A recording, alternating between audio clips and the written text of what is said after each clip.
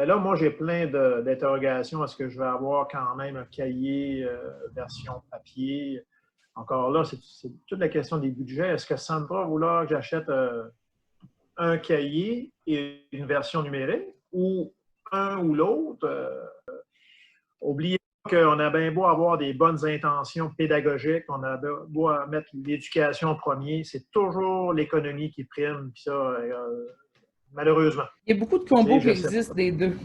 Les maisons d'édition Ouais. proposent souvent la version papier, puis soit une plateforme interactive avec des exercices différents, ou certains ont le même cahier, mais en version web.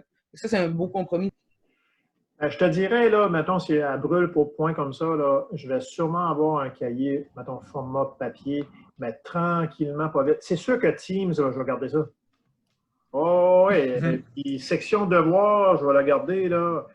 Mais le cahier, c'est toujours quand même une sécurité ou je ne sais pas trop quoi. Je m'absente, regarde, il y a le cahier, là. Surtout que la théorie est à l'intérieur, tu sais. Mais d'après moi, là, tranquillement, dans peu de temps, il n'y aura plus de cahier, là. Je trouve ça drôle parce que cette année, en monde contemporain, j'avais tous les cahiers qu'Éric avait commandés, justement, parce que c'était pour faire le cours, mais je m'amusais à bâtir, puis je m'en servais pratiquement pas des cahiers, mais pour les fois où est-ce que je me suis absenté et qu'il fallait que quelqu'un me remplace, c'était super pratique d'avoir le cahier pour ça. Pour les fois que la technologie s'est scalée, il n'y a aucun ordinateur qui marche ou qu'il y a un conflit d'horaire, puis finalement, j'ai su que je n'avais pas les ordinateurs. Ou c'est arrivé quelquefois aussi, comme Eric dit, je les avais souvent parce que ça donnait que je travaillais avec ça. Fait que un prof qui venait me voir un peu rush et qui dit Hey, j'ai oublié de les réserver, je peux-tu les avoir? Je me débrouillais, puis le cahier est un bon backup pour ça, vu qu'on ne peut pas s'assurer qu'on va avoir les portables à tous les cours tout le temps parce que ça prend une certitude pour décider je ne prends pas le cahier. C'est un gros saut dans le vide là, de se dire je ne fais pas de cahier, je fonctionne juste avec un ordi, sachant tous les risques. Ce que je trouve trippant aussi, j'appelle ça un mur. La publication, c'est comme un mur. Hein?